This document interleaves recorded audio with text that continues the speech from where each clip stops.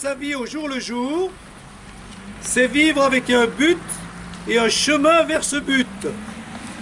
C'est définir vers quoi on veut aller pendant un certain temps et par quel chemin. J'ai une vocation, je me sens appelé. Voilà. Appelé par exemple, je ne sais pas moi,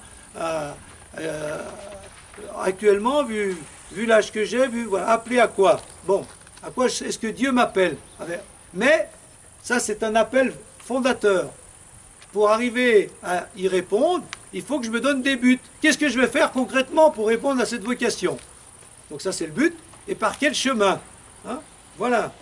C'est définir vers quoi on veut aller pendant un certain temps et par quel chemin. Et ça, ils le disent assez bien. Si vous voulez vivre mieux, donc répondez à votre vocation de maintenant, mais d'une manière encore plus concrète, donnez-vous des buts à plus ou moins long terme. Et des chemins pour arriver à ces buts. C'est clair ça, hein? Voilà. Et donc, à la limite, chaque jour, il faudrait vous lever le matin en disant quel est le but de ma journée? En fonction de cet ensemble dont je viens de parler. Aujourd'hui, tiens, qu'est-ce que je vais faire? Voilà. Eh bien moi, par exemple, donc, je trouve qu'en tant que prêtre, je vais donner un exemple, j'évolue vers plus de vie spirituelle, parce que la pastorale c'est bien, mais les gens ont besoin de vie intérieure dans le monde d'aujourd'hui. Donc moi j'ai évolué, j'ai toujours aimé la vie spirituelle, mais je trouve que je me sens plus appelé encore à développer ça. Voilà. Et donc aujourd'hui, quel but? Voilà, aujourd'hui c'est la mini-retraite, ça va dans le sens, voilà. Chaque jour, voilà, une vocation, un chemin, un but. Sans cela, c'est le mal-être personnel. Si vous n'avez pas, voilà, si vous n'arrivez pas à définir votre vocation, votre appel, votre chemin et vos buts ou vos chemins, il ne faudra pas vous étonner si vous dites, moi ma vie est vide, je ne me sens pas bien, j'ai l'impression que, voilà, je ne sers à rien, ou ma vie est derrière moi, ou des choses comme ça, j'entends ça parfois. Eh bien voilà. Et au niveau social, ça, ce qu'on dit là, c'est une parenthèse, ils n'en parlent pas tellement, mais j'ai voulu la mettre, c'est moi qui ai rajouté. Au niveau social, aujourd'hui, s'il y a un grand malaise dans notre société, et si ce malaise crée des situations comme on le voit malheureusement avec la violence, le terrorisme, je pense que c'est parce que notre société n'a plus de but. Elle n'a plus de but collectif. Donc, vivre pourquoi? Quand on vit pour rien, on a envie d'avoir des sensations, on a envie d'avoir l'impression d'exister, on est prêt à tout, y compris à une certaine violence, ou voilà. Donc, vocation, but et chemin. Troisième chose, construire sa vie, c'est faire sans cesse des efforts. Alors ça, j'ai beaucoup aimé, parce que le sport, c'est l'effort, mais ils le disent eux, et sur beaucoup de points, j'ai entendu, si vous lisez ce livre, vous verrez le mot entraînement, exercice, effort, etc. Ça revient souvent. La vie spirituelle se cultive comme les sportifs cultivent leur corps.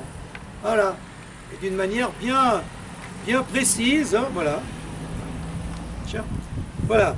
Alors, d'après eux, ça c'est bien net, et vous le direz, l'effort rend plus heureux que l'atteinte du but en lui-même. Voilà la citation. Les psychologues de bien-être, du bien-être, peut-être c'était, mais enfin pas grave, les psychologues du bien-être disent que c'est l'effort lui-même qui apporte la satisfaction. Une fois atteint le but, on est plutôt déçu. Tant qu'on tend vers un but, on fait des efforts, voilà. Une fois qu'on est arrivé, qu'est-ce que je vais faire maintenant? Donc ça veut dire que pour être toujours dans l'effort qui construit et rend heureux, il faut sans cesse se donner de nouveaux buts. Il faut passer d'un but à l'autre. Voilà. Et tout ça dans le sens d'une vocation qui nous construit aujourd'hui, comme elle nous a construit par le passé. Donc vous voyez, c'est assez bien. Je pense que c'est assez bien marqué. La vocation, le but, le chemin, les efforts. Quatrième chose, construire sa vie pour le croyant, ça il le rajoute aussi, eh bien, c'est trouver dans la religion, parce que ça s'adresse à des gens croyants ou non croyants, pour ceux qui ont une religion, faites attention, ça peut être dangereux. Construire sa vie pour le croyant, c'est trouver dans la religion, donc en Dieu, la source et le moteur de notre vie, donc de nos vocations, de nos buts, de nos efforts. Maître Eckhart, ça c'est Alexandre Jolien qui me semble-t-il l'a cité, adressez au Très-Haut cette prière, Dieu, libère-moi de Dieu. Ah, attention, le Dieu auquel vous croyez, c'est peut-être pas forcément le bon. C'est peut-être un faux Dieu.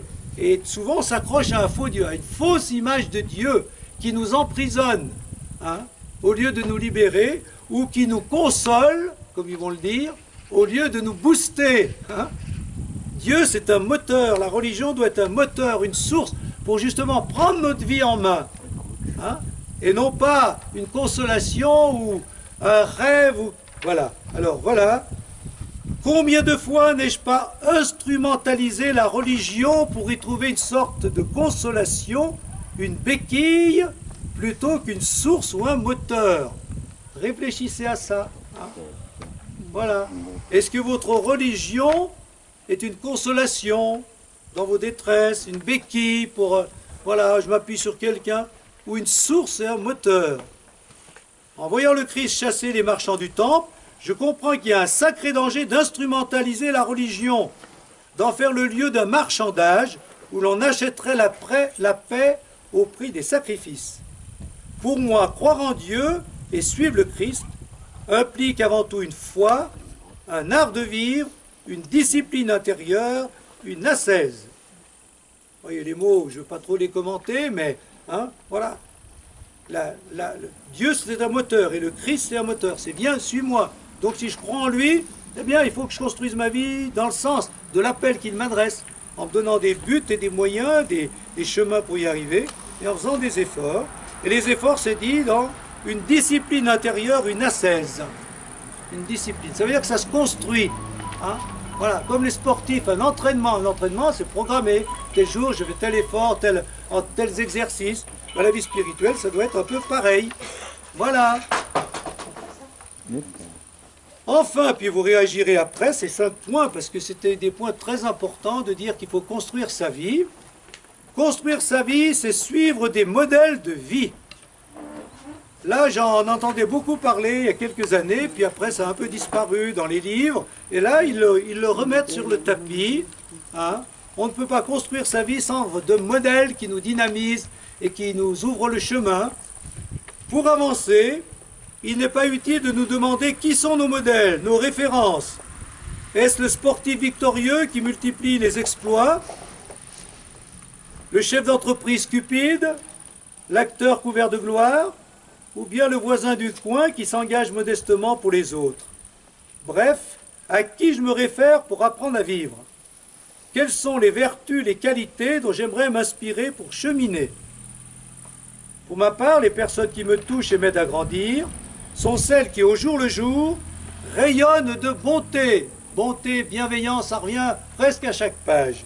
Et ne se laissent jamais aigrir par la souffrance. Attention avec l'âge, hein. Ne vous laissez pas aigrir par les regrets, les ruminations. C'est un mot aussi que je vais citer parce qu'on rumine. Hein, voilà. Il y a un héroïsme discret du quotidien. Se lever le matin, bien sûr, être généreux, traverser les épreuves sans perdre la joie. Ce n'est pas des choses compliquées à comprendre, ça. Hein. Voilà. Et vous remarquerez, petite parenthèse, je ne l'ai pas dit tout à l'heure, je ne mets pas qui s'exprime, parce que c'est indifféremment l'un ou l'autre. Hein.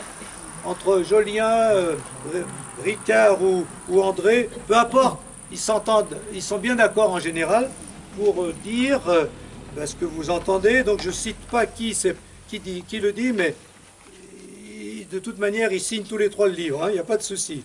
Voilà. Alors, donc, ça c'est un des points forts.